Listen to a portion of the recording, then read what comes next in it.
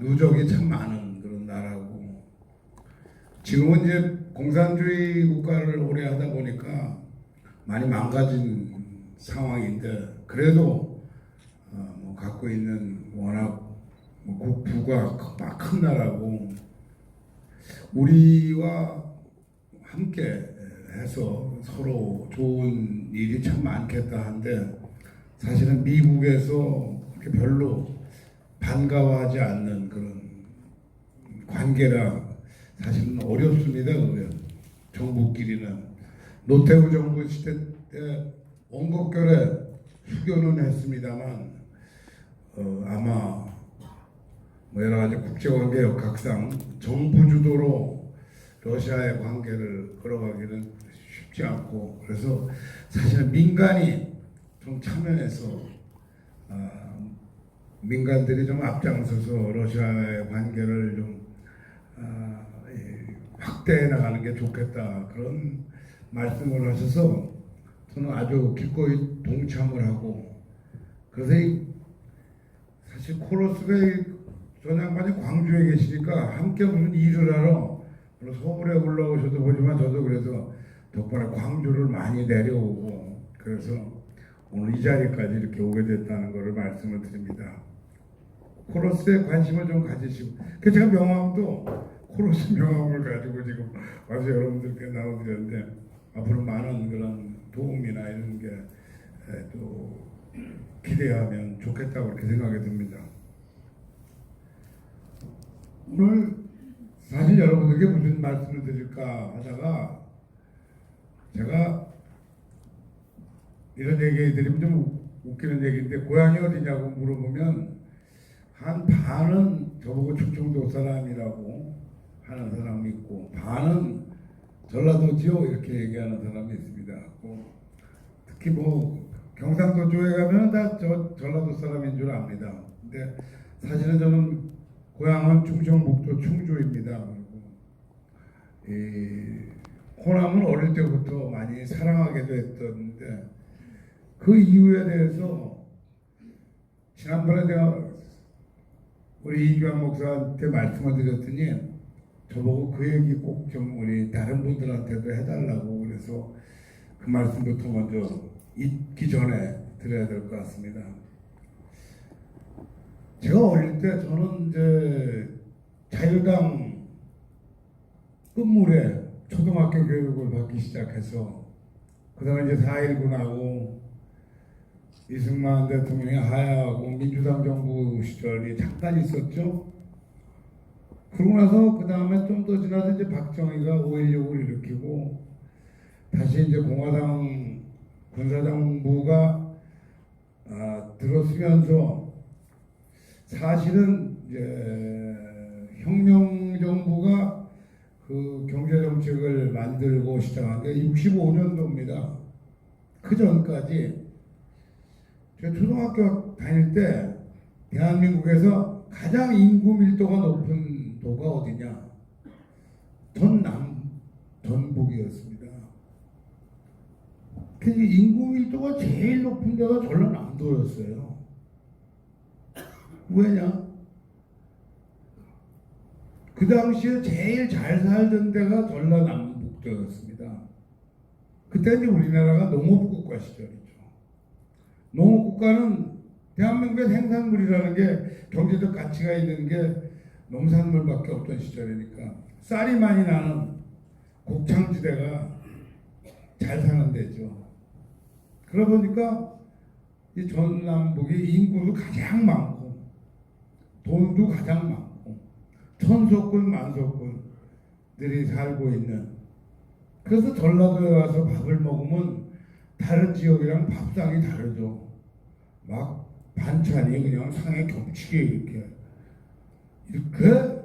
지금도 그게 흔적이 남아 있습니다. 잘 살던 흔적이. 여러분들도 아시지만 대한민국의 근대 문화 작품의 대부분이 호남의 무대입니다. 춘향전도 그렇고 심청전도 그렇고 흥부전도 그렇고.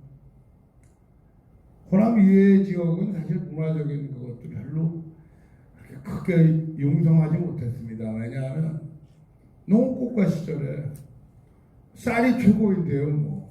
그 쌀이 많이 나는 곡창지대인 전남, 전북이 대한민국의 사실 어떤 중심적인 그런 지역이었습니다. 그런데 박정희 대통령이 이제 군사정부를 세우고 처음에 공업 입국을 이제 선언하고 대한민국이 앞으로 공업국가로서 출발하게 됩니다. 그 공업을 시작하면서 첫 번째 1차 산업이 여러분도 아시지만 노동집약적인 산업입니다. 섬유나 봉제나 뭐 나무, 뭐 가발, 뭐 또 나무 당근 사람의 손의 힘으로 만드는 그런 수공업들이 대부분이죠. 그게 1차 공업인데 노동집약적인 그 산업이다 보니까 노동인구가 절대적으로 많이 필요합니다. 근데 이 노동인구를 어떻게 만들어내느냐? 농업인구에서 많은 부분을 공업인구로 전환을 해야겠죠. 그래서 저미가 정책을 시작을 합니다. 그 쌀값을 전고시로 묶고 쌀값을 낮게 책정을 합니다. 호남은 정말 때로 빈민이 생기기 시작합니다. 왜냐하면 갑자기 경제적 소출이 작아지니까 정말 많은 가난한 사람이 호남에서 만들어져서 전국 각지로 일자리를 찾아 공업인구로 전환이 되게 되죠. 그리고 새롭게 만들어진 공업지대로 근로자로 호남 분들이 많이 나갑니다. 서울 지역의 변두리나 이런 데 도시 빈민으로 또 많이 전국적으로 흩어지게 됩니다. 그래서 구로공단에 공장에서 일하는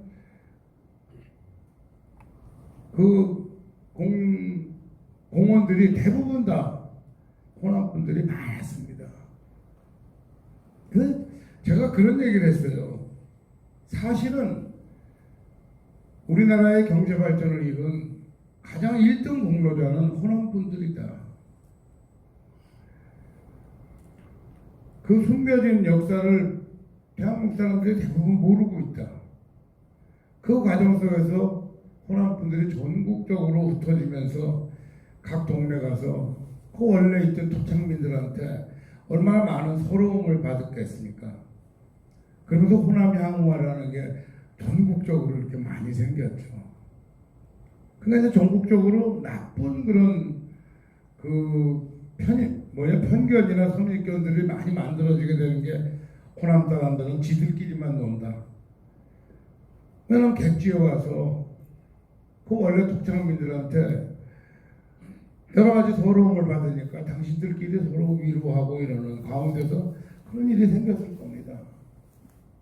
아무튼 그동안 호남 분들이 뭐 이렇게 만들어진 그 지역 감정의 그 많은 그 부분이 그러한 역사적 배경 속에서 만들어졌다고 저는 생각합니다. 그래서 늘상 지난번 우리 김대중 대통령께서 처음 저보고 92년도입니다. 그때는 당선 가능성이 전혀 없으셨어요. 그때는 왜냐하면 김영삼 대통령이 3당 합당을 해서 이 야당의 지도자인데 여당으로 들어가셔서 여당 후보로 출마하시니까 지지율이 49%였습니다. 그에 반해서 우리 김대중 총재께서는 지지율이 23%였어요. 그리고 이제 정주영 그 당시에 현대건설 회장님 세 분이 출마했는데 정주영 회장님은 17%. 근데 이제 돈이 많으시니까 그 밑에는 따라다니는 사람이 많았어요. 그래서 뭐 고물이 좀 떨어져가지고 YS는 또 당선이 확실하니까 그 밑에 또 따라다니는 사람이 많고 우리 김대중 총재님 밑에는 거의 사람이 없었습니다. 92년도는. 근데 저보고 도와달라고 처음에 말씀을 하실 때 저는 그런 생각을 했어요. 아, 내가 호남의 빚을 갚을 게 기회가 왔다. 응? 제가 사실은 도와드리겠습니다. 그래서 이제 장렬하게 패배를 하시고 총재님은 이제 정계를 은퇴하신다 그러고 영국으로 가시고 저는 이제 방송을 어떻게 보면 그 당시는 삭막한 게 신문에 정한용 씨, 김대중 캠프 합류 이렇게 났더라고요. 그래서 와 신문 아침 조간 신문에 나서 와 근데 방송국에서 전화가 바로 왔어요. 오늘부터 나올 필요 없다고. 그리고 이제 방송을 반두고 이거 더도 뭐 그러리라고 생각을 했어요. 그때는 어차피 그 전에 군사정부 때도 그래요. 그래서 제가 아마 블랙리스트 1호였을 거예요. 이제 그래서 저는 이제 미국으로 망명처럼 갔습니다. 정말. 그래서 그때는 이제 공부해갖고 이제 배우를 그만두고 저도 학교에서 강의하고 이런 삶을 살아야겠다라는 생각으로 뉴욕을 떠나는데 좀 서러웠어요. 어떻게 보면 쫓겨가는 느낌도 있고 그 집에다 태극기를 덮어갖고 무슨 망명처럼 조국이여 잘 있거라 이러면서 이제 한국을 떠나서 뉴욕에 가서 사는데 제가 저희 집 마루에다가 저 그때는 애들이 어렸어요. 제가 30대니까요. 이 거실에다가 태극기를 붙여놓고 아침마다 우리 꼬마들하고 같이 국회에 대한 경례를 하고 이랬었는데 그 유학생 저는 뉴저지라는 그 뉴욕 옆에 거기 살았는데 유학생들이 저희 집을 뉴저지 임시정부라고 이렇게 놀리고 그랬던 기억이 납니다. 아무튼 제가 이따가 그 총재님이 다시 다 정치를 하시겠다 그래서 그럼 하시라고 그랬더니 연락이 왔어요. 당신이 다시 이제 해보려고 그러는데 너무 여론이 안 좋으시다고. 그러니까 정치 안 한다 그러면서 왜 또 하냐? 거짓말쟁이다.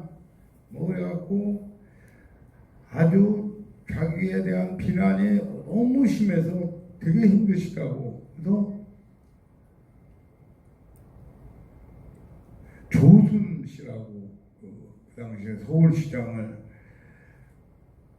이제 당선을 시켜야 되는 그런 상황인데 조순 씨가 아니고 그때는 후보가 정해지진 않았어요. 그러니까 당신이 서울 이제 민선시장 95년도에 소위 지자체 선거를 처음 시작하면서 서울시장, 민선시장을 당신이 낸 후보가 당선이 되면 정계 복귀를 하겠다 이렇게 선언을 해놓은 상태라 서울시장 선거를 꼭 승리로 이끌어야 되니까 나와라.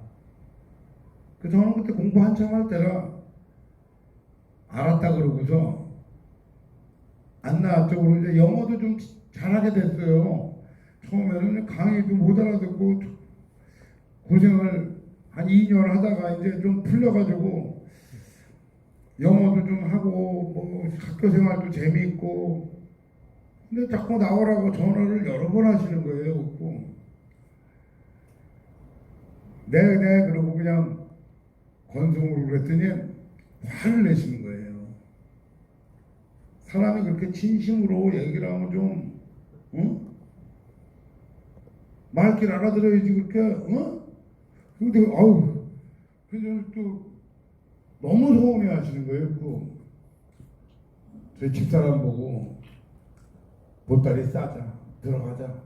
들어왔죠. 95년도에 와서 사실은 이거는 굉장히 중요한 역사적 비밀입니다만 서울시장 후보를 사실 이제 두 분을 처음에 이거 처음 아마 이런 공개 속상에서 아마 거론이 될 겁니다.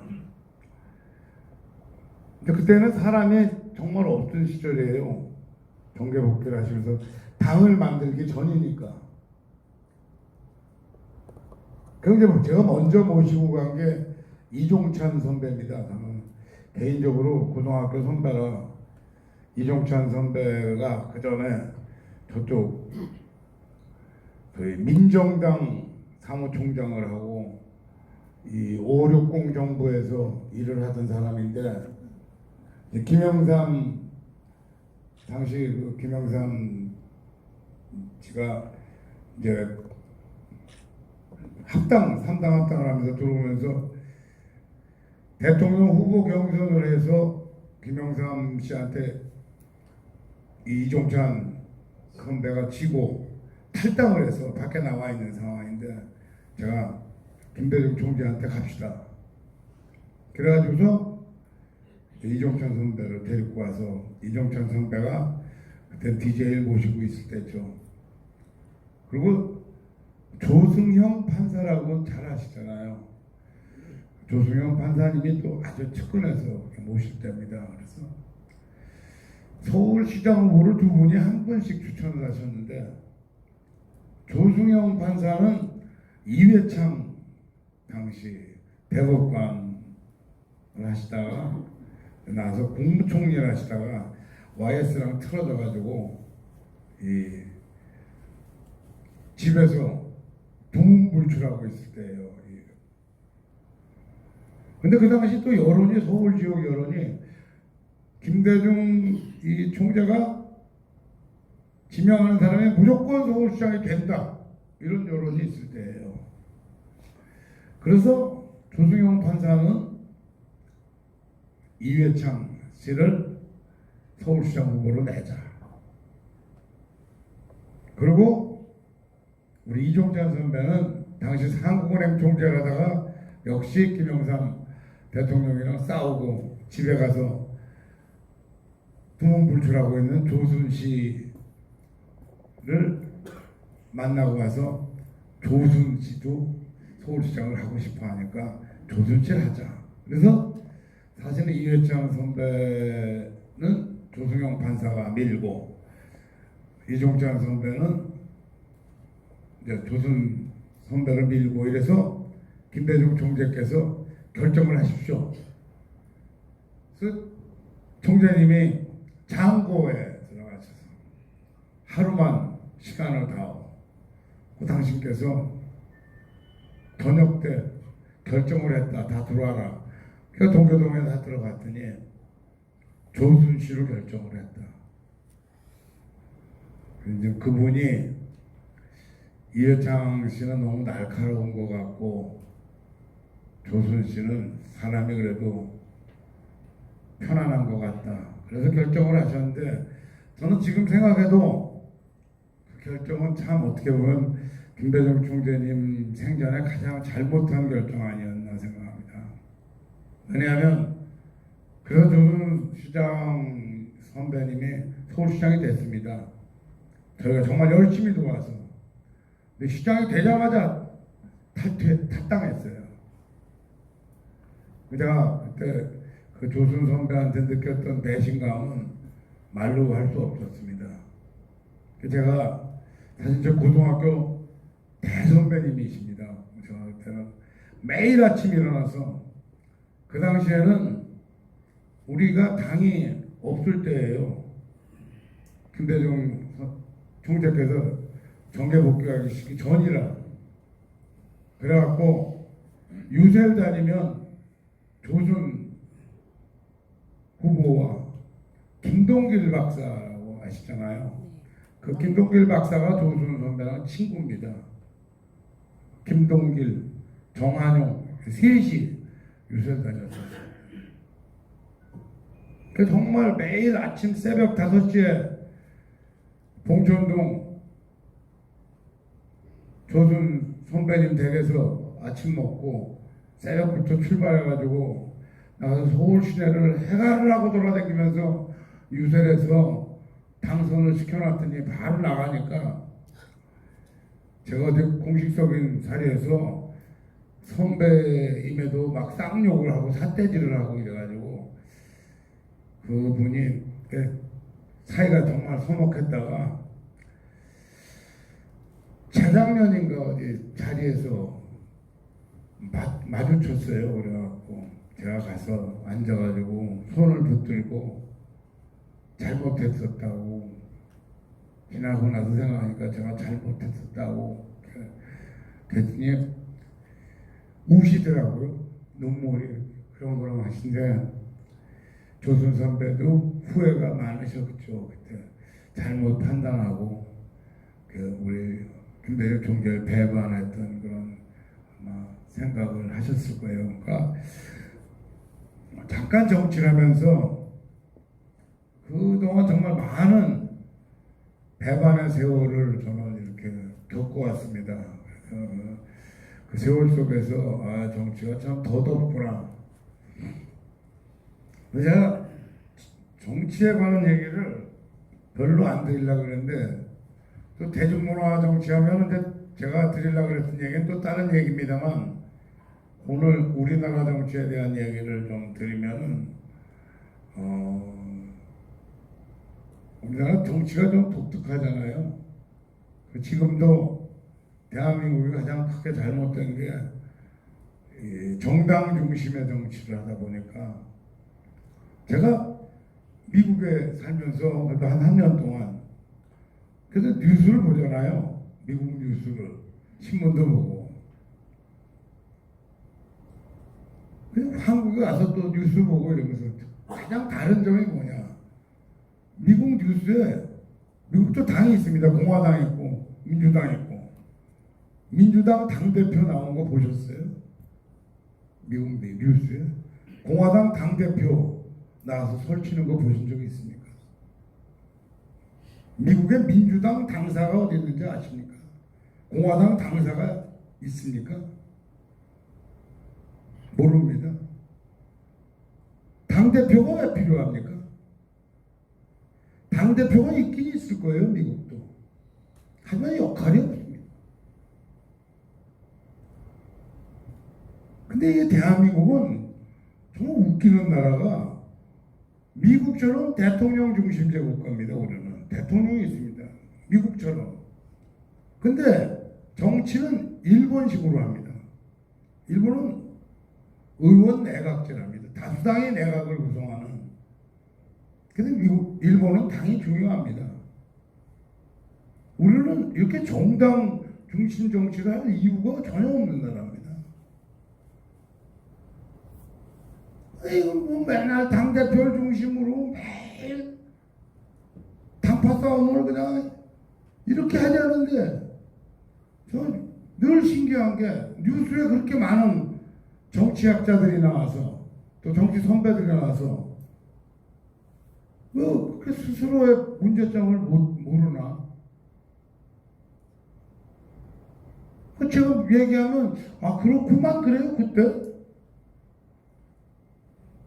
그게 처음 어떻게 보면 답답한 일이고. 근데 왜 이렇게 당대표라는 걸 뽑아서 당을 패권주의적으로 운영을 하니까 문제가 뭐냐? 이 국민들과 당과 유리돼서, 이거 정치 하시는 분 계신 거 아닌가? 후보가 나오잖아요. 마음에 드는 놈이 없어. 찍을 놈이. 그러면 미리 경선이라도 하면 나한테 미리 후보라도 고를 기회가 있을 거 아니에요. 에? 지네 마음대로 떡 나눠주듯이 공천을 해대고. 그러니 또 국회의원들이 돼갖고 다음 공천을 받아야 되니 그저 당을 따라다니느라고 정신이 없죠. 그 대한민국 국회의원은 당에 없어요. 국회에 없어요. 당에가 있지. 민주당가 있고 통합당에가 있고. 아니 국회의원이 국회에 있어야지. 그래서 이게 당직을 또 뭐 얼마나 많아요. 그러니까 되게 혼란스럽고 그런 거 아닌가. 그리고 가장 중요한 게, 제가 여기 이제 공무원 분 분도 계실 텐데 사실은 대한민국 사람이 이 정치적인 식견이 제가 민주주의에 대한 이해가 베트남만도 못해요. 왜 그러냐? 이 민주공화국에 대한 근본적인 이해가 한국 분들은 참 없어요. 그리고 우리가 왜냐하면 이 조선 왕조가 왕권 국가이기도 하지만 또 한편으로는 4대부가 지배했던 계급 국가입니다. 신분에 의해서 계급을 나눴던 산업공상이 아직도 의식 속에 뿌리 깊게 남아있는 그런 나라이기도 하죠. 그 대한민국 분들은 지금도 직업에 다 차별이 있습니다. 같은 공업이라고 해도 이 사람이 IT야? 그러면 그건 위입니다. 이 사람은 무슨 굴뚝산업, 응? 뭐 철공소를 한다. 그런 건 낮게 봅니다. 여러분들께 진짜 한 가지 질문을 제가 드릴게 게 우리말 중에 아주 재미있는 게 많이 쓰잖아요. 지나면 이낙연 그 의원이죠. 이제 총리 시절에 총리 공관 자랑하려고 부른 거지. 밥을 한 끼 먹자 그래서 갔었습니다. 그래서 제가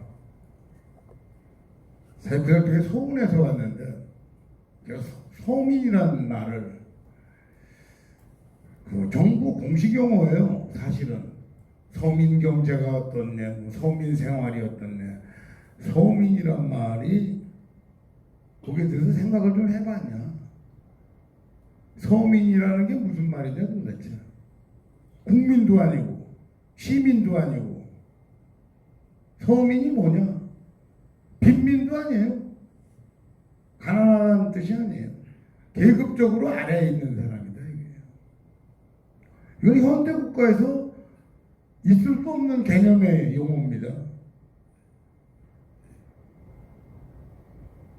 서민은 낮은 직업을 가진 그런 계층의 사람입니다.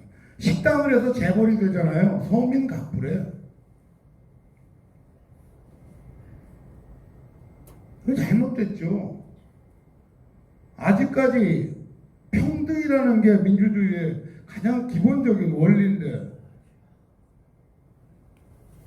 계급사회를 계속 본면하고 있는 나라가 무슨 민주공화국을 하겠습니까?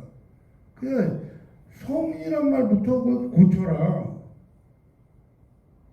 그래서 저도 친구들한테 그래요. 나는 천민이다. 서민도 안 되고 광대인데. 그 대한민국 사람은 아직도 이 사람이 계급으로 나누는 거예요. 다. 좋은 직업을 갖고 높은 직업을 가진 사람이고 낮은 직업을 가진 사람이 있고. 이게 이제 대부분 그게 첫 번째 대한민국이 아직 근데 그게 왜 그러냐면 우리가 갑자기 조선왕조가 망하면서 일제 식민지가 됐잖아요. 일본 사람들이 또 이 나라에 지배계급으로 있었어요. 그 밑에 쌍놈으로 살았지. 근데 이 사람들이 갑자기 나갔네. 나가서 그 사람들이 있던 자리를 관료들이 차지했죠. 다시 양반 계급이 된 거예요. 관료 이외에 나머지는 또 쌍놈으로 서민. 고위 공직자가 서민이 아닌 나라죠. 그러니까 잘못된 거죠. 그 공무원이 높은 자리, 높은 사람들이 된 거예요, 이 나라는. 사실 공무원은 영어로 하면은 시빌 서번트예요. 국민의 하인이라고, 심부름꾼이라고. 그게 민주공화국의 출발입니다. 공무원이 하인이 되는 게 왜? 민주공화국은 왕이 누구냐? 국민이거든요. 국민이 주인이다 이거예요. 국가의 모든 권력은 국민으로부터 나온다. 그래서 헌법 맨 앞부분에 있습니다. 근데 이제 국민이 왕이니까 하늘이죠, 하늘. 그 밑에 다 있는 거예요. 모든 공직자는. 근데 이제 왕들이 너무 많으니까 직접 나라를 경영할 수 없으니까 자기 대신할 사람을 뽑는 게 그게 국회의원이에요. 이 대한민국 사람은 국회의원이 나를 대신할 나의 심부름꾼 같은 친구를 시켜야 되는데 내 상전을 뽑는 줄 알아요. 그 내가 뽑아놓고 그 사람이 이제부터 나를 지배하는 거야. 그 밑에 이제 꾹석대고 사는 거예요. 아니죠. 국민은 언제나 하늘이에요. 왕이죠. 왕이 왕 노릇을 잘해야 되는데 왕이 왕 노릇을 못하는 가장 큰 이유가 뭐냐? 자기 스스로 왕이란 걸 생각을 못하기 때문이에요. 지난번에 정세균 의원이 또 저랑 아주 친하죠. 왜냐하면 그 양반이 정세균이라 제가 정한용이라 둘이 국회의원이 처음 돼가지고 그 양반도 이제 처음 우리 당을 이제 새정치국민회의라는 걸 우리 김대중 총재님이 만드셔갖고 그때 들어와서 같이 국회의원이 됐어요. 그때 같이 했던 사람들이 이제 추미애, 그 다음에 우리 정동영, 정세균 뭐 등등 저랑 동기들인데요. 둘이 붙어 다녔어요. 이제 세균이 다음에 한용이니까 이름이 가나다라 순으로 앉다 보니까 둘이 매일 국회 안에서 붙어 다녀서 아주 친합니다. 그랬더니 국무총리가 됐더니 제 주변에서 난리가 났어요. 저한테 장관 가겠다는 친구가 부탁을 하러 차관이 정세균 총리한테 얘기 좀 잘해달라고 참 장꼬대 같은 소리하고 앉아있다 이 말인데 또 뭐 주변에 정세균 의원이 영의정이 됐다 이게 영의정 같은 소리하고 앉았다 그랬어요. 한국 사람이 아직도 되게 과거를 좋아하시잖아요. 과거랑 연결해서 해요. 뭘 생각을 할 때. 뭐 물론 그렇지. 역사를 잊은 민족에게 내일은 없다 이래갖고 자꾸 과거랑 연결을 해서 만약에 광주시장 그러면 광주 현감인 줄 알고 국무총리는 영의정 국방부 장관은 병조판서 이렇게 하시는 거예요. 그러면 국회의원은 뭐냐? 조선시대 때 없잖아. 국회의원은 아무것도 아니네. 아무것도 아닌 놈들이 말이야. 국회의원 놈들 아주 건방지고 엉망이야. 국회의원들이 막 장관한테 반말짓거리하고 말이지. 되겠습니까? 그렇지 않은 게요. 나라에서 제일 높은 사람이 국회의원이에요. 왜냐? 그 사람은 왕인 국민들을 대신하는 국민의 대표예요. 개개인이 헌법기관이고 바로 우리들이 나를 대신할 사람을 국회의원을 뽑아야 돼요. 나하고 같은 사람을. 그런데 얼마나 멍청하냐면 나를 지배할 사람을 뽑으니까. 지난번에 스웨덴의 국회의원을 소개한다고 스웨덴의 국회의원은 자전거 타고 다닌대요. 자전거 타고 다니는 국회의원이 여러 명이에요. 그걸 또 보도를 했어. 대한민국 국회의원들도 자전거 사서 또 타고 다녀요. 몇 명이 뉴스 보고 우리도 그러겠다. 근데 그 스웨덴의 국회의원은 원래 자전거를 타던 양반이에요. 근데 국회의원이 된 거야. 우리나라는 자전거 타고 돌아다니는 놈이 국회의원 나오면 아무도 안 찍어요. 이 검은 차 뒤에 누워서 다니는 거 찍죠. 그 다음에 이제 검은 차 뒤에 타고 다니던 사람이 국회의원 된 다음에 자전거 사서 자전거 타고 다니는 그 쇼지 뭐야. 그 국회의원 놈들은 쇼만 한다 또 맨날 욕해요. 응? 다 나쁜 놈이라고. 사실은 잘못 뽑기 때문에 그 매일 이상하고 욕을 하고 또 한 가지 제가 이제 국회의원을 잘 뽑는 법에 대한 얘기를 제가 이제 배우니까 저 후배 중에 무식한 놈이 그 얘기를 해요. 법을 갖다 법원에서 만들지 왜 국회에서 만드나 모르겠대. 그래갖고 그게 뭔 소리냐. 법원에서 법을 만들면 얼마나 편하냐. 법 전문가들이 쉽게 그냥 국회의원 놈들이 뭐 법이라고 만드나?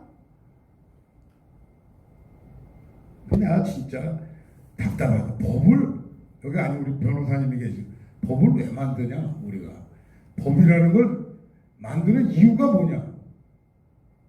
바로 이 나라의 주인인 국민들이 살기 편하기 위해서, 행복하게 살기 위해서 당신들의 여러 가지 충돌점이나 여러 가지를 조정하기 위해서 제도를 만든 법이라는 걸 만든. 그래서 그거를 자기가 행복하기 위해서 나를 대표하는 국회에서 만들게 하는 거예요. 나를 대신하는 나의 이익을 위해서. 그리고 법은 각 분야의 전문가들이 모여있는, 각 분야의 대표가 모여있는 국회에서 만들게 하는 거예요. 근데 대한민국 사람이 바보들이 법을 만드는 걸 법대에서 가르치는 줄 알아요. 왜 변호사님이 계시지만 법대는 뭘 공부합니까? 법을 공부해요. 법의 이치와 원리와 철학과 법의 집행과 소위 사법을 공부하는 거예요. 법의 집행은. 입법은 누가 하냐? 그 분야의 전문가들이 하는 거예요.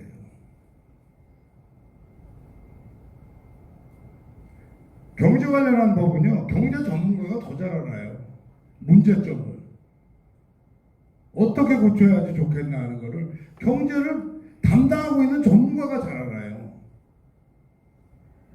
문화 관련한 법을 딴따라들이 더 잘 알아요. 그래서 그 딴따라의 대표가 국회의원이 되고 그 경제인의 대표가 국회의원이 돼서 국회에서 경제 관련 법이나 문화 관련 법을 만들어야 되는 거예요. 근데 한국 사람은 어떻게 알아요? 법대 나온 사람은 다 잘하는 줄 알아요. 경제도 다 알고 문화도 다 알고 사회도 다 알아. 법대는 그렇지는 않죠. 이런 것이 사실은 대한민국 그 각 분야의 대표가 필요한 게 국회예요. 저도 사람들이 만나면 저한테 그래요. 정치하지 마. 정치하지 마. 응? 사업하는 사람이 정치한다 그러면 주변에서 말리시죠. 사업이나 하지 무슨 정치를 한다 그래. 정치는요 사업하는 사람들이 하는 거예요. 탤런트가 하는 거예요. 바로 여러분들 같은 여러분들의 이웃들이 모든 분야의 대표가 필요한 게 정치입니다.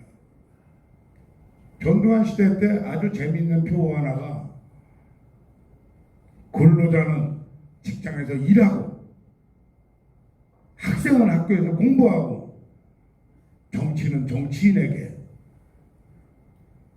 나는 그때 탤런트일 텐데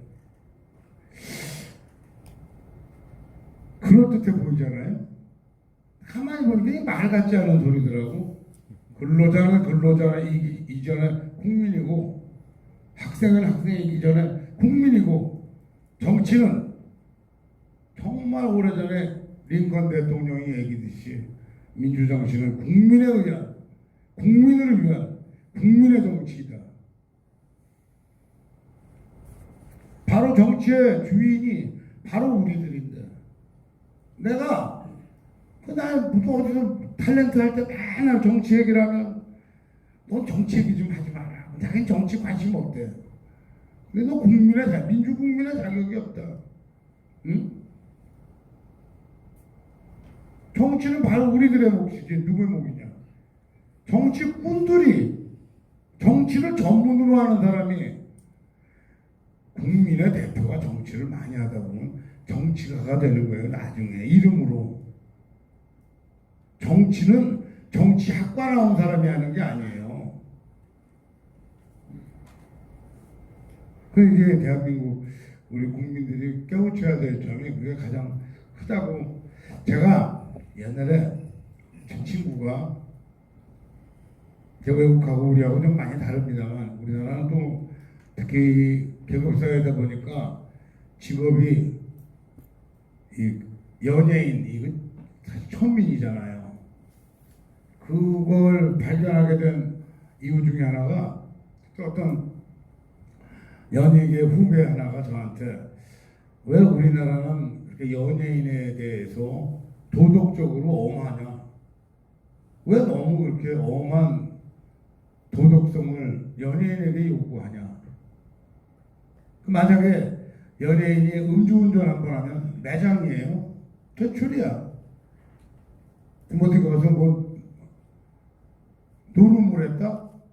그건 뭐 아웃이죠. 뭐 불법이 아니더라도 아무튼 도박장에 갔었다? 아웃. 뭐 조금만 잘못을 하면 아웃. 국민들이 화내요. 왜 화를 내냐? 이 연예인들은 우리 의식 속에 천민이거든요. 천박한 것들이야. 그래서 연예인이 방송에 나와서 똑똑한 척하는 걸 대한민국 국민들은 싫어하세요. 그러니까 바보같이 뭐 학교 다닐 때 뭐 공부 안 하고 뭐 무식한 모습을 또 뒷다 보여줘요. 뭐 아주 기초 상식도 몰라 이런 걸 좋아해요. 아이 바보 같은 놈들 저거. 행복해 하시죠. 그러고 연예인이 나와서 똑똑하게 아는 척하고 이러면 재수 없어요. 저 천박한 놈이 무슨 아는 척을 하고 그래. 근데 이놈이 무식한데 자본주의 시스템 안에서 잘 사네. 돈을 많이 번대요. 아니 학교 다닐 때 꽁치만 하고 왜 이랬던 꼴찌만 하고 이랬던 놈이 갑자기 연예인이 돼서 돈을 많이 벌어서 왜 강남에 빌딩을 또 몇백억짜리를 샀다더라. 그래. 겉으로는 웃으면서 속으로 불편하신 거예요. 그래? 근데 그놈이 조금 잘못해. 화가 이 안에 있던 화가 한꺼번에 나오는 거예요. 이놈 자식 나가. 편하게 못 보신 거죠 그동안에. 그래서 제가 후배들한테 얘기한 거죠. 연예인은 지금 현재 대한민국 안에서 하층민인데 잘 살지 않냐. 그래서 국민들이 속으로 은근히 불편하시다. 그러니까 겸손하게 살아. 늘상 조심하고.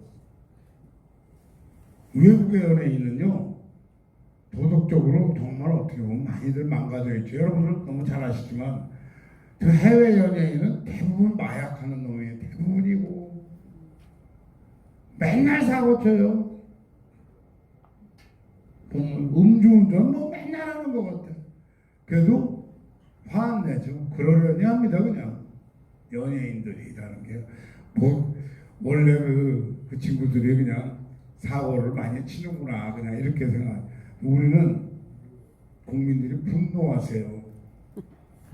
맞아. 천박한 것들이 말이야. 겸손하게 얌전하게 살 일이지. 중간에 그런 분노 속에는 그런 계급의식이 숨어 있는 거 아닌가 그렇게 생각을 합니다. 얘기하다 보니까 자꾸만 옆으로 가는데 제가 로타리 우리 여기 서울서 로타리래요. 로타리 모임 가면 가끔 드리는 얘기가 있어요. 로타리라면서 로타리라는 게 봉사 모임이라고 그래요 우리가. 근데 사실은 봉사가 아니고 기부 모임이에요. 봉사가 나눔입니다. 위에서 아래에게 뭐를 던져주는 배품이 봉사가 아니고 원래 작은 나눔의 시작입니다. 근데 기부 이러니까 되게 긴장해요. 왜냐하면 무슨 일단 뭐 매덕 돼야지 기부가 시작이 되는 걸로 아는데 진짜 5천 원, 만 원부터 작은 성금이 모이면서 그게 기부가 되고 단 제가 미국에 살면서도 느꼈지만 불이웃돕기가 없어요. 불이웃을요 개인이 그렇게 도우면 안 돼요. 왜냐하면 가난한 사람들은 가진 게 없는 만큼 자존심이 있거든요. 프라이드가 있어요. 이걸 주면 상처를 받아요. 그래서 직접 가서 그 사람을 상처를 주면서 네 걸 나눠주지 말고 그걸 기관이나 국가에다 돈으로 내라고. 그럼 국가와 기관에다 알아서 가난한 사람들한테 나눠주니까. 근데 이 사람들이 미국은 가난한 사람들이 부자 싫어하지 않아요. 부자들한테 늘 고맙다고 생각해요. 왜냐하면 부자들이 많이 주는 돈이 모여서 국가에서 나한테 온다고 알거든요. 그래서 당신들이 제도적으로 떳떳하게 지원을 받아서 사니까 프라이드가 있고 가난한 사람들, 부자들 우리는 돈 많은 사람들이 상처를 주거든요. 우리는 사실은 베푸는데 쾌락을 느끼면서 베풀어요. 그거 정말 잘못된 거죠. 거지들한테 동량 주면서 야 나는 너보다 우월하다는 그런 응? 쾌락을 계속 즐기면서 너는 나보다 못하다는 걸 강조하면서 사실은 뭘 나눌 때 더 가진 사람이 을이에요. 받는 사람이 갑이고 우리는 이제 갑을로 모든 게 잘못되어 있어서 계약이 일본식 개념을 살다 보니까 일본의 가장 후진적인 그 부분인데 그걸 또 우리는 착실하게 따라하잖아요. 뭐 갑을 뭐야. 근데 이게 제가 만약에 너무 어려워. 제가 옛날에 힘들 때 친구들 중에 어떤 친구가 만나는데 호주머니에다 뭘 넣어요. 야, 그럼 제가 뭐야? 아무것도 아니야. 아 뭔데? 아 연애 편지야. 내가 집에 가서 읽어봐.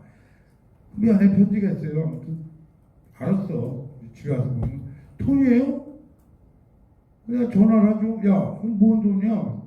아 내가 그냥 용돈이 좀 생겨가지고 나눠 쓰자고. 아, 야 고맙다 야.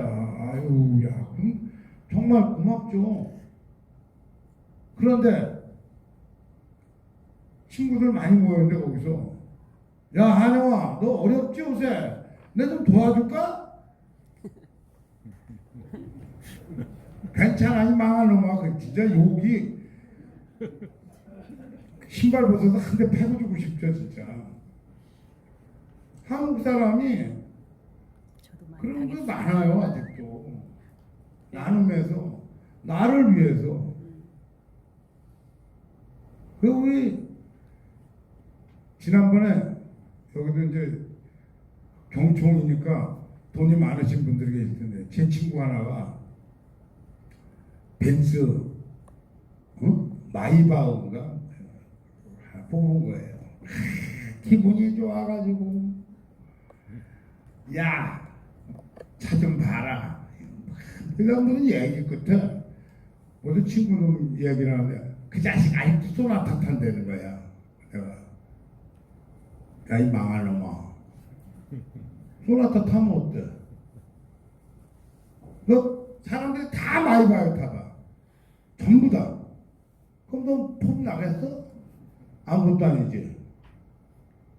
다른 사람이 마싸 너 네 차보다 훨씬 나쁜 차 많이 타고 다니니까 네가 빛이 나는 거 아니야. 네가 그 광파를 잡는 거 아니야. 그럼 고마워해야지 임마. 너보다 없는 사람을. 사실 그래요. 군인이 별을 잡았어. 얼마나 폼나. 다 별이면 아무것도 아니지. 쫄병이 있기 때문에 별이는 빛이 나는 거 아니에요. 사실은 우리가 살면서 능력의 차이로 사실 가진 게 다 다릅니다. 그 나보다 덜 가진 사람이 있고 좀 못난 사람, 사실 그 사람이 얼마나 감사한 사람이냐면 그 사람 때문에 내가 상대적으로 갖는 행복감이 얼마나 큽니까? 정말 감사한 존재죠. 나보다 다 멋지고 다 훌륭하고 다 잘난 사람들이 있으면 제가 얼마나 큰 아픔 속에 살겠습니까? 사실은 그 사람의 그 아픔을 바로 달래야 될 존재가 본인이라는 생각 속에서 늘상 나보다 좀 부족한 사람, 힘든 사람한테 감사하자. 그게 우리 로타리 정신의 시작이라고 생각하고, 제가 우리 로타리안들한테 늘 봉사를 가는데 가서 상처 주지 말라고, 명절 때 먹을 거 싸들고 가고서 기념사진 찍고 하나도 안 고마워요. 그 사람들이 속으로 얼마나 가슴 아파요. 옛날에 방송사에서 가난한 집 애들 추운 겨울에 입고 다니라고 파카라 그러나? 오리털 파카? 그걸 몇천 벌을 만들어서 나눠주는 거예요. 애들이 그거 입고 다녀요? 넌 여기 가난한 집 애라고 여기 써 있는데? 그 정말 입장을 바꿔놓고 생각을 못하는 정말 한심한 짓이죠. 그렇게 소위 부족한 사람한테 상처를 주는 일은 이제 하지 말아야 되겠다. 아주 후진적인 우리들의 후진적인 면을 말씀을 드리고 싶었습니다. 그리고 아까 우리 황 선생님 뵙고 제가 황희정승을 했었어요. 그 드라마를 하는데 장영실이라는 드라마를 했어요. 근데 제가 황희 역할을 했어요. 근데 황희는 정말 오래 살았어요. 90이 넘게 살았어요. 그러니까 태종하고 거의 친구뻘이에요. 근데 그 이제 태종 때는 아주 말단 그 관료였다가 이제 세종조에 영의정이 되셔가지고, 근데 황희정승도 참 훌륭한 분이지만 세종을 그렇게 잘 보필할 수 있었던 이유도, 아무튼 이 세종대왕이라는 분은 상상을 초월하게 훌륭한 분이시더라고요. 저는 그 드라마를 하면서 세종에 대한 공부를 하면서 몇 번 울었어요. 정말 너무 감동해서.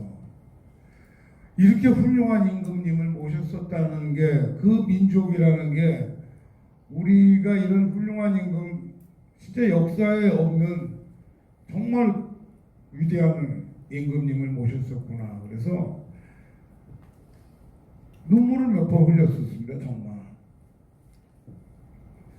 이 세종대왕은 얼마나 훌륭하시냐면요, 즉위 32년 동안 임금을 하셨나 그래요. 한 사람도 참수를 안 하셨어요. 못 죽이게 해서. 물론 당신 아버지가 하도 목을 잘라대니까 맨날 피 비린내 속에서 살았겠죠. 태종이 얼마나 많이 죽였어요, 사람을. 근데 당신은 하나 못 죽이겠어요. 대신 이제 볼기짝은 많이 때렸어요. 장형에 많이 쳐주셨어요. 대신 목을 참수를 못하게 했었어요. 그리고 한글도 당신이 직접 만드셨어요. 나는 한글을 뭐 우리가 잘못 배운 게 지편전 학자들이 뭐 도와서 성삼문 박팽년 무슨, 아니에요. 다 반대했어요. 못 만들게. 모든 사대부들이 반대해서 하실 수가 없었어요. 더구나 명나라에서 산악권권 간섭하던 시절이라 백성들한테 쉬운 글을 가르쳐 주겠다는 거는 발상이 잘못되셨다 이거예요. 백성은 모자라야 돼요. 우매해야 돼요. 그런데 쉬운 거를 만들어서 백성이 똑똑해지면 이거 어떻게 우리가 통치를 하냐 이게야. 이놈들이 기울는다 이게요. 똑똑해지면 무식해야지. 이 똑똑해지길 바라지는 않기 때문에 한글을 못 만들게 하시는 거예요. 근데 당신이 워낙 책 보는 걸 좋아하시니까 그때 이제 원나라 때 고려 말에 이 들어온 중동에서 들어온 책도 있고 그 많은 책을 혼자 이렇게 보시면서 글을 만든 거예요. 백성들이 쉽게 몰래 혼자서 숨어서 밤에 코피를 흘리면서 진짜 잠을 못 자가지고 몰래. 그 내가 당신 진짜 혼자 만드시는 글이다 하는 생각. 그런데 그걸 또 공표하시면서도 다 또 반대하는데 그 대신들을 설득하고. 근데 이분이 그 인사 정책을 얼마나 잘하셨냐면 사실은 이 황희정승이 원래 세종을 지지하던 사람이 아니에요. 황희는 양녕대군을 따라다니던 사람이에요. 그리고 태종 밑에 말단 관료로 태종이 나중에 이끌어서 그저 한 중간 관료로 정오품 정도까지 됐어. 그래갖고 이제 그러면서 이제 양녕을 따라다니는 거예요. 그때 이제 아들이 여러 다니에요. 효령, 충령, 양녕, 효령, 충령 이렇죠. 저 우리 세종대왕이 충녕대군이시죠. 둘째 아들이 효령대군이고. 그게 대감들이 나눠져 있는 거죠. 다음에 임금이 누가 되냐? 뭐 그때 양녕대군 파가 제일 많겠죠. 당선 가능성이 제일 높으니까. 그러니까 황희정승도 양녕대군을 쫓아다녔죠. 그리고 태종한테 진짜 몇 번을 강곡하게 얘기했어요. 태종이 자꾸 이 작은 아들, 셋째 아들 더군다나 충령을 세자 책봉을 하려고 그러니까 절대 안 된다. 왜냐? 지금 임금 주상전하도 사실은 장자가 아니시잖아요. 형 죽이고 임금이 되신 사람인데 당신이 또 장자가 아니고 작은 아들을 또 임금을 또 시키면 이 나라의 적통이 무너진다 이거 진짜. 장자 세습은 우리 사대부의 굉장히 중요한 원칙이다. 그래서 진짜 기를 쓰고 만들었어요. 근데 태종이 이렇게 보니까 아무래도 충령이 너무 똑똑하고 태고 세종으로 세자 책봉을 한 거예요. 그리고 황해는 귀양을 가죠. 귀양을 가서 있는데 세종이 임금이 됐어요. 부른 거예요. 황이 맨 처음에 난 이제 죽었다. 왜 나 같으면 다 죽는 거지 반대를 했는데 왔더니 영의정을 시킨 거예요. 영의정. 그러니까 이 사람이 죽을 때까지 충성을 다할 수밖에 없어요. 그 세종은 반대파를 다 측근 중용하셨어요. 그래서 지난번에 문재인 대통령이 되셔서 거기 옆에 있는 친구들한테 홍준표 국무총리 시키라 그래라. 응? 그랬더니 나보고 또라이라고 그러더라고. 또라이. 사실은 저는 그게 중요하다고 생각합니다. 충성 안 할까봐 그렇지. 저는 집안에 싸움이 없어야지 모두 된다고 생각해요. 제가 이제 시간이 없으니까 끝으로 잠깐만 한 말씀을 그냥 드리면 노태우 정부 시절에 사실은 우리가 굉장히 큰 발전을 거둘 수 있었던 경제적인 발전은 뭐 박정희 시대에도 뭐 컸다.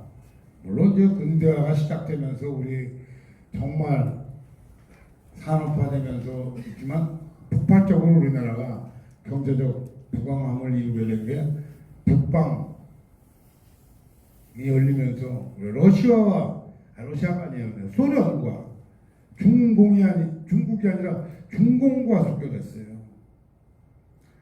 지금 생각해보면 상상할 수 없는 일이에요. 당시에 그때 러시아나 물론 이제 이 냉전 체제가 넘어가는 그런 시점이었어요. 또 중국도 그때 완전 공산고요. 중공이야 진짜. 우리가 수교를 무지하게 빨리 했어요. 다른 나라보다. 소련과 중국과. 가능하겠습니까? 사실은 미국에서 그걸 찬성하겠어요? 한국이 니네가 무슨 소련이랑 수교를 하겠다고 설치냐? 그 미국이 찬성하겠습니까? 근데 했어요. 왜? 상당 합당으로 야당이 없었어요. 이 안에 반대가 없으면 뭐든지 할 수 있어요. 세종조의 이 태평성대도 조정 안에 반대가 없었어요. 그래서 시마까지 정벌하고 저 북쪽으로 두만강 압록강까지 다 영토를 확장할 수 있었던 것도 세종 때 내부에 문제가 없으면 바깥으로 무지무지하게 크게 융성할 수 있다. 제가 지금 이렇게 나라가 편이 나면서 머리가 터지게 싸우면서 바깥의 문제가 되는 일이 있을 수가 없어요. 그래서 일단 우리 내부적인 이 안에 가장 중요한 원칙이 뭐냐? 공자님 말씀대로 형하고 동생하고 싸우잖아. 그럼 100% 형 책임이죠. 무조건 형의 잘못이죠. 센 사람이 잘못한 거예요. 남북한의 갈등은 전적으로 남쪽에 책임이 있다. 왜냐? 우리가 핵이 없다 그러지만 우리가 무지하게 잘 살잖아요. 우리가 갑이에요. 그러니까 진짜 우리 대한민국 사람은 가부를 너무 좋아해서 그런데 아무튼 그래서 정말 저는 여기 방송을 하니까 참 말하기가 무서운데 이런 얘기 자꾸 하다가 이제 빨갱이로 몰릴까 아마 말이죠. 아니 한미 우리 군사 훈련을 많이 하잖아요. 근데 북한 사람들이 기분이 어떨까 생각해요. 만약에 북한하고 러시아하고 합동훈련하면 우리 기분이 어떨까? 불안하지. 북한하고 러시아하고 뭐 군사 합동훈련하는 거 보셨어요? 아니요. 제가 알기로는 거의 없어요. 한 적이 없어요. 우리는 맨날 하잖아요. 근데 사실은 그 남북한의 긴장의 문제에 대해서 과감하게 좀 우리 쪽이 변하면 좋겠다 하는 거 생각합니다. 어제 6.25였습니다. 오늘 있네? 어제 6.25였죠. 그러니까 그 지나간 전쟁을 되돌아보면서 제가 베트남에 갔었어요. 베트남도 월남 전쟁이 끝난 지 뭐 얼마 안 됐습니다. 정말 거기도 무지무지하게 엄청난 비극적인 그런 전쟁을 치렀습니다. 그냥 베트남 사람들은 현재 보면 미국에 대한 혐오감 이런 건 전혀 없어요. 한국이 아마 미국하고 전쟁을 그렇게 했으면 지금도 완전 죽일 놈일 거예요. 죽일 놈. 우리는 못 풀죠. 용도 못하죠. 베트남 사람들은 그냥 미국 사람이랑 친하게 지내더라고요. 일본 놈은 더 웃기죠. 미국이 그때 원자탄을 터뜨려가지고 얼마 많이 죽었어요? 일본 사람이. 만약 한국에 누가 원자탄 터뜨렸잖아요. 우리는 천년이 가도 못 잊죠. 죽일 거야 아주. 그런데 우리 일본 지금 미국 놈이랑 제일 친한 나라예요. 그냥 참 이상하다. 다른 나라는. 우리도 좀 냉정하게 우리 현재 국익과 이런데 조금은 이 세계 안에서 어떻게 이 나라가 포지셔닝 돼야 되나 하는 생각을 좀 더 현명하게 했으면 좋겠다 이렇게 생각합니다. 시간이 너무 지나서 재밌는 말씀을 좀 더 드리려고 그랬는데 나중에 또 기회가 되면 2부에서 하도록 하겠습니다. 오늘은 여기까지 하겠습니다. 고맙습니다. 네, 감사합니다. 서울대 정화영에서 나온 대한민국 의원님들로 좋은 말씀 해주신 장영훈 선생님께 다시 한번 감사해 주시면 고맙겠습니다.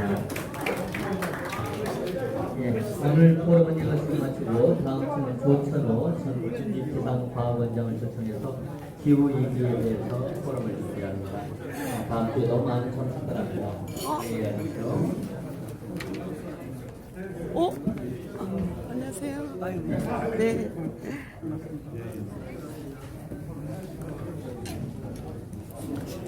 네네.